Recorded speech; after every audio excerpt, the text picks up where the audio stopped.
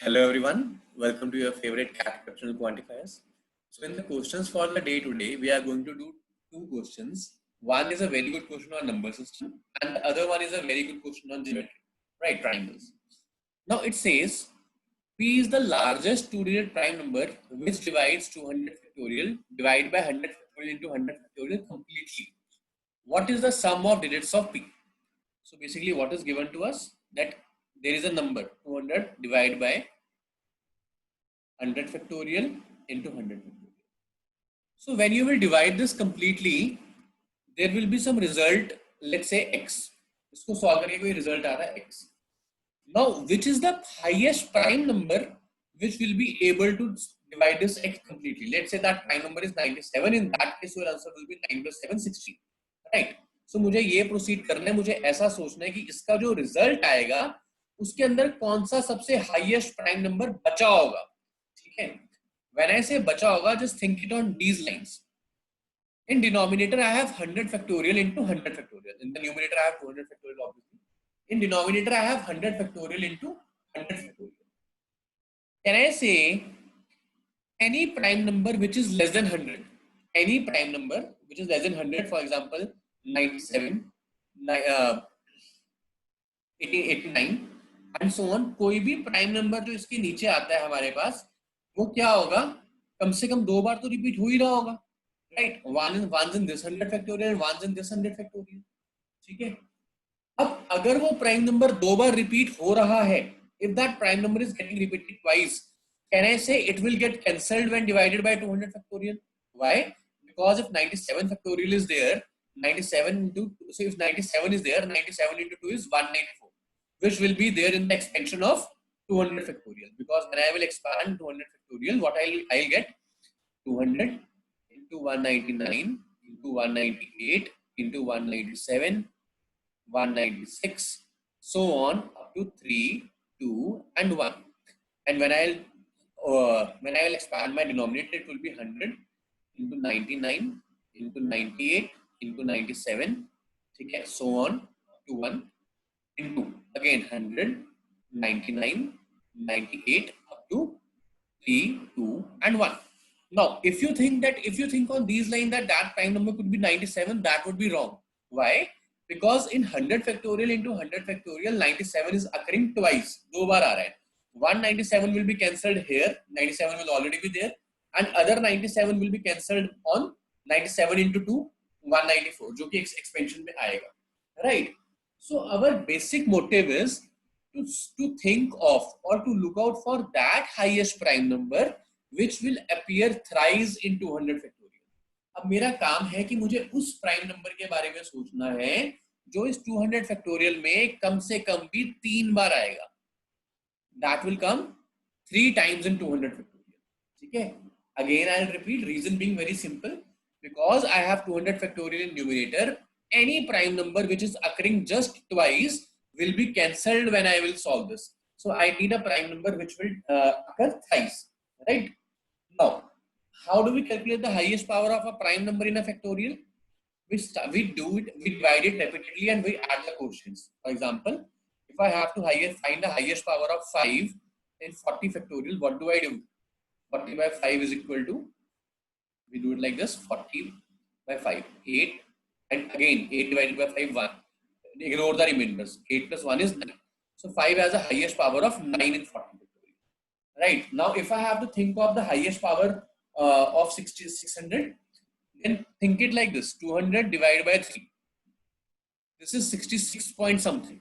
So any prime number which is less than 66 will appear thrice in this, right? Any prime number which is greater than 66 will appear twice. From 66 to 100. Any prime number which is greater than 66 will appear twice in 200 factorial. For example, 97.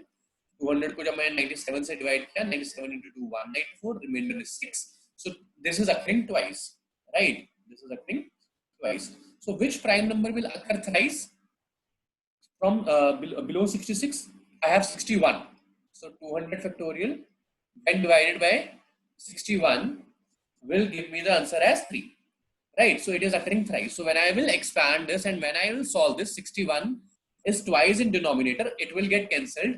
But one time, see, there will be 161 in 61, other 61 in 122, and then there will be 61 in 183. 61 into 1, 61 into 2, 61 into 3, 183. All these three terms are present in the expansion of 200 factorial. So when I am dividing it for the third time, 61 is not available in the denominator, but it will divide the result completely. So the highest prime number P, which will be able to solve this, divide this completely, would be 61, and the sum of digits will be 6 plus 1, 7. So the answer is 7. Okay. Let's look at the second question. Now it says, in the figure, triangle ABC is an equilateral triangle. So triangle ABC is an equilateral triangle.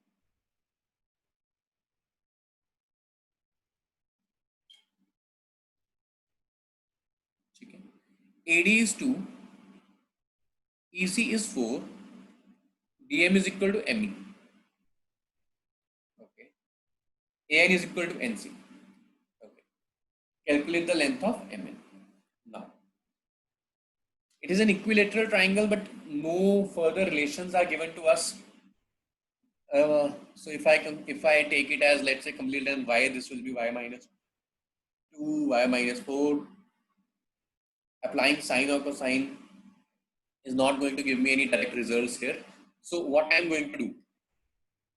So these type of questions are very easily solved by the application of coordinate geometry. How will I use coordinate geometry over here? Let's think it like this. This is, let's say this is the origin 0, 0. Point N is in origin. Now let's say this is our coordinate plane. Okay. And this is x, 0, 0, right? Since this line is equal to this line, so therefore from point N, A and C are equidistant. So if A and C are equidistant, this is negative of x and this is positive of x. Since it is x-axis, y will be 0. Since it is x-axis, y will be 0. So this is the first basic thing, right?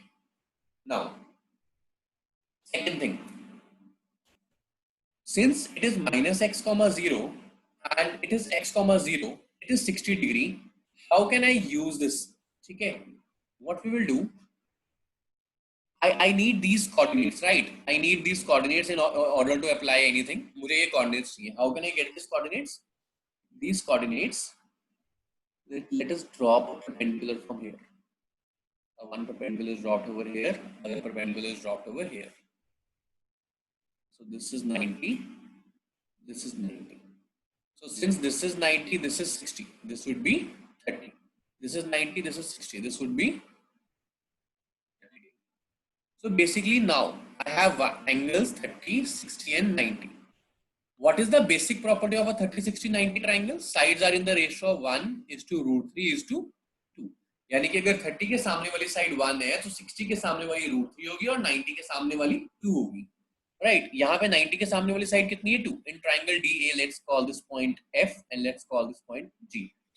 In triangle DAF, point F, DF is perpendicular, DFA is 90 degree. Since this is 92, this is 1.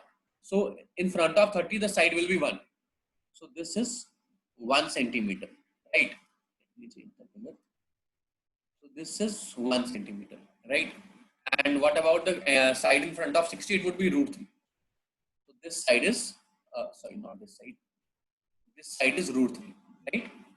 Similarly, let's apply this over here. Now, if I am applying the same 30, 60, 90 rule over here, what is the side in front of 90? Side in front of 90 is 4 centimeter, right? In front of 30 is 2. Okay, 1, root 3 and 2. 2 के सामने 4 है तो 1 के सामने 2, root 3 के सामने 2 root 3. Right, 30 के सामने it would be 2 and this would be 2 root 3, right? Now think about this point, that what will be the coordinates of this point, and this point. What will be the coordinates respectively, right? If I talk about this point, see, this point is going to help me to fetch the coordinates for this. What will be the coordinates for point F? एक straight line है मेरे पास. This is 0, 0. This point was x minus x, 0. and at a distance of 1 unit, I have another point here.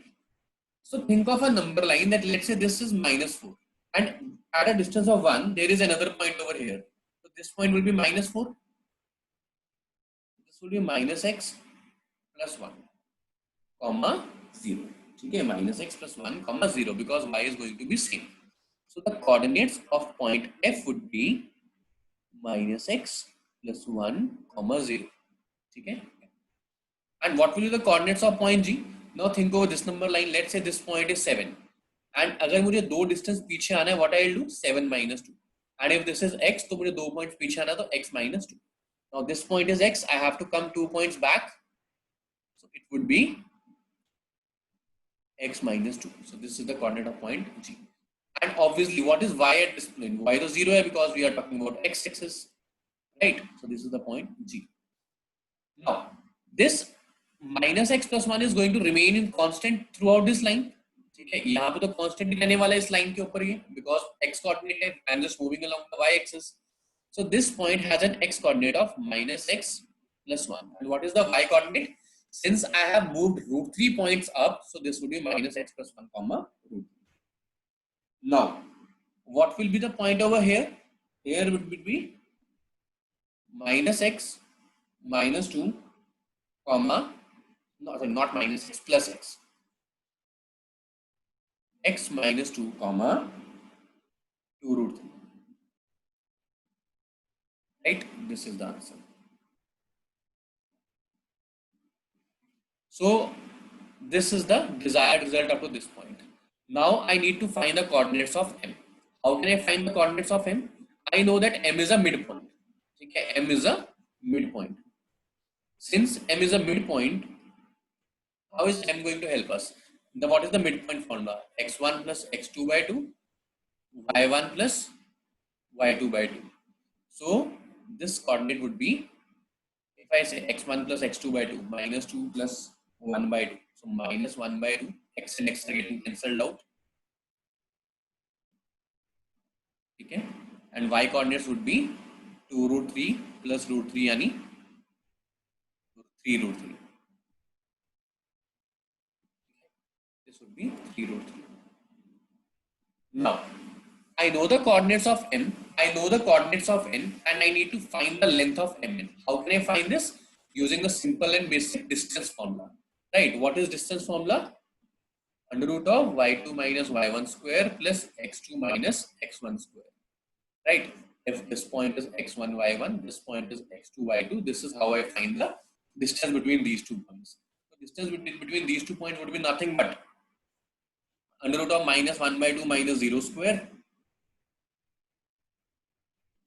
plus 3 root 3 minus 0 square. Okay, 3 root 3 by 2. So 3 root 3 by 2. 2 root 3 by 2. Okay. A plus x1 plus x2 by 2 hota, so it is 3 root 3 by 2. So it would be nothing but 1 by 4 plus 27 by 4. So it is nothing but under root of 28 by 4 and nothing but under root 7. So the required answer of this question is under root 7. I hope this is clear to you. Okay. So this question was based upon a very beautiful application of coordinate geometry, and it is very much relevant to CAT because if you know the concept, it will hardly take you one or 2 minutes to solve this question. Okay. If you have liked the explanation, please do subscribe to our channel. Thank you so much, guys. Have a great day.